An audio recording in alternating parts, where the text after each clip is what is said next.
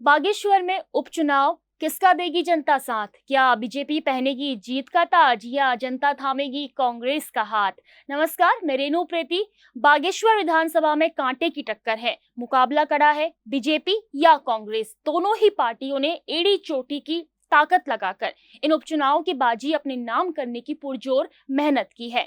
लेकिन 20 साल से बागेश्वर में दबदबा बनाकर लोगों का दिल जीतते आए स्वर्गीय चंदन राम दास की पत्नी पार्वती दास क्या इस रिकॉर्ड को कायम रख पाएंगी या फिर इस बार की बाजी कांग्रेस के बसंत कुमार मान लेंगे? ये मुकाबला दिलचस्प होगा। मतदान में केवल एक दिन का समय अब शेष बचा है। कल 5 सितंबर को बागेश्वर की जनता अपने कीमती वोट से अपना विधायक चुन लेंगी और 8 सितंबर को मतगणना के बाद सभी के सामने कौन जीत का ताज पहनेगा, ये परिणाम और विधायक का नाम दोनों ही जनता के सामने आ जाएंगे। कांग्रेस और बीजेपी दोनों पार्टी के बड़े बड़े नेताओं ने बागेश्वर में जमीनी स्तर पर जाकर मतदान को अपने नाम करने की पुरजोर कोशिश की है। बात अगर राज्य के बीजेपी से मुख्यमंत्री पुष्कर सिंह धामी की करें तो वो खुद इन उपचुनावों को काफी महत्वपूर्ण मान रहे हैं। सीएम धामी लगातार नामांकन के दिन से ही बागेश्वर के मैदान में उतरकर चुनावी प्रचार करते नजर आ रहे हैं। उन्होंने जनता से कुमाऊनी बोली में संवाद कर अपनापन भी पेश किया। सीएम धामी के लिए बागेश्वर का ये उपचुनाव उनके कार्यकाल में काफी विशेष है। यदि बीजेपी बागेश्वर में सीट लाने में कामयाब होती है तो ये जीत सीएम धामी के लिए भी एक बड़ा अवसर और उनकी प्रतिष्ठा को निखारेगा। इसलिए सीएम धामी चुनाव प्रचार के आखिरी दिन तक काफली गैर में एक जनसभा को संबोधित कर पार्टी प्रत्याशी पार्वती दास के लिए वोट मांगते दिखाई दिए हैं। उन्होंने न सिर्फ इस सीट से विधायक रहे स्वर्गीय चंदन राम दास की सराहना की, बल्कि केंद्र और राज्य सरकार की बदौलत बागेश्वर का चहुमुखी विकास होने की बात भी कही है। सीएम धामी के साथ लगातार बीजेपी के खाते में सीट डालने के लिए प्रदेश अध्यक्ष महेंद्र भट्ट, कैबिनेट मंत्री सुबोध उनियाल सहित कई नेताओं ने बागेश्वर की जनता से संवाद कर उन्हें कमल के फूल को वोट देने की अपील की है।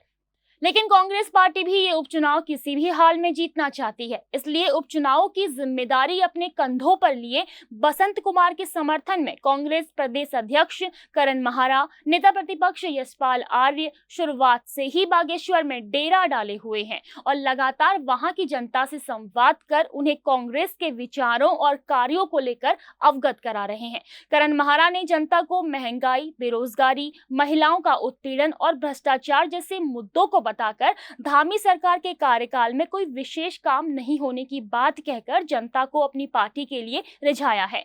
वहीं प्रदेश प्रभारी देवेंद्र यादव ने भी उपचुनाव में जीत के लिए मैदान में उतरकर जोरों शोरों से प्रचार किया है।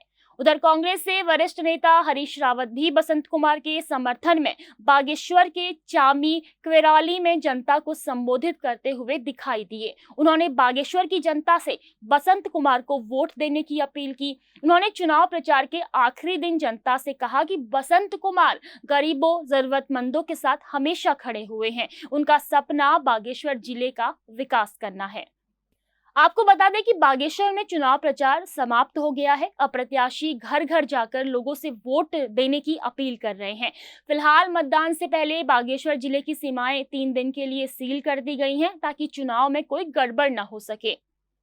ऐसे में बागेश्वर के इन उपचुनाव में इस बार ये देखना बड़ा दिलचस्प होगा कि क्या जनता 20 साल से राज करती आ रही बीजेपी को एक बार फिर जिले में मौका देती है या फिर इस बार कमान कांग्रेस को सौंपी जाएगी। क्या कांग्रेस के बसंत कुमार और उनके वादे इस बार जनता के लिए नएपन और विकास की उम्मीद में जनता की पसंद बनते हैं या जनता बीजेपी से स्वर्गीय चंदन राम दास की पत्नी पार्वती दास को ही अपना विधायक देखना पसंद करेगी? 5 सितंबर को मतदान के बाद 8 सितंबर को यह परिणाम सभी के सामने होगा। आप बागेश्वर में बीजेपी और कांग्रेस में से किसे ज्यादा योग्य मानते हैं और जीत का ताज पहनाना चाहते हैं? हमें कमेंट बॉक्स में जरूर बताएं। नमस्कार।